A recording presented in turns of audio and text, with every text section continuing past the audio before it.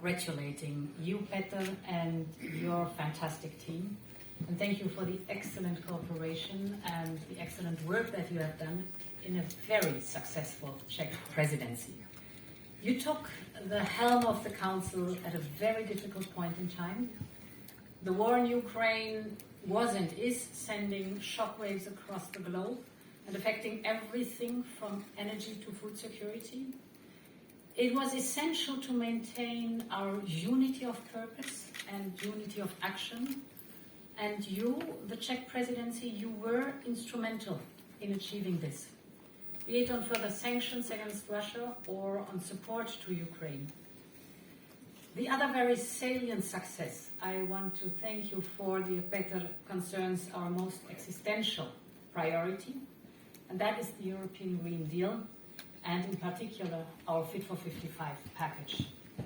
Under your presidency, the European Union has now agreed on an impressive number of proposals under Fit for 55. Among these, the zero-emission cars as of 2035, the effort-sharing regulation, the carbon board adjustment mechanism, and yesterday, Repower EU. And we hope to agree this weekend on the reform and expansion of ETS and on the Social Climate Fund. I cannot end this list of achievements without mentioning the conditionality mechanism. We have triggered it for the very first time, a clear sign that the European Union is determined to use its prerogatives to protect the rule of law. Dear Peter and your team, Europe owes you a debt of gratitude for this very impressive work that you've done.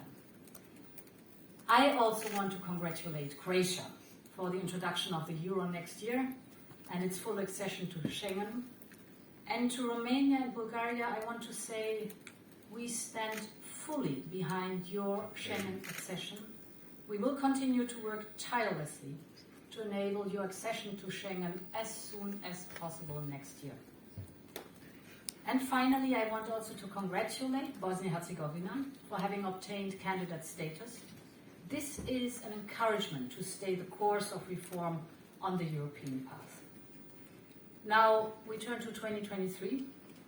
I look forward to working with the incoming Swedish presidency, in particular on Ukraine and on the big topic of competitiveness. We will continue to support Ukraine for as long as it takes. The European Union has, as you know, supported Ukraine financially this year with 19.7 billion euros. And thanks again to the Czech presidency, our proposal on an additional 18 billion euros for 2023 has been adopted today. The EU is at the forefront of support to its neighbor, as it should be, and will remain so. The war has massive consequences on our economies, and this will continue next year. We face a potential gap of 30 BCM of gas next winter. We can fill it, but we continue to be in a very high energy price environment. And among others, action is now needed on the joint purchase platform. It is important that we do not outbid each other as member states, but that we use the market power to purchase gas. The speeding up of permitting is crucial for the rollout of renewables. There are many projects sitting in the pipeline, basically, to be started, waiting just for the permitting, and with this permitting reform, we can go ahead. And of course, the market correction mechanism. I'm confident that the Energy Council next Monday will reach an agreement on all three, another success of the Czech presidency. But against the backdrop of this very high energy price environment, we face stiffening competition in clean tech sectors. The United States decision to invest heavily in these sectors is, first of all, very welcome. It's good that there's a massive investment in the green field, in green tech. But we also, on the European side, need to act to ensure that the European Union keeps its global leadership in the clean tech sectors. We need to convince cutting-edge industries in the European Union to continue to invest here. And this is why I have presented a 4-point plan to leaders that brings together all the main strands on an effective response to the United States Inflation Reduction Act by the European Union. First, we are working with the Biden administration on the most concerning aspects of the IRA. Second, we have to adjust our own state aid rules for some years, simpler, faster, and even more predictable. Third, we need to boost European investment to accelerate the energy transition.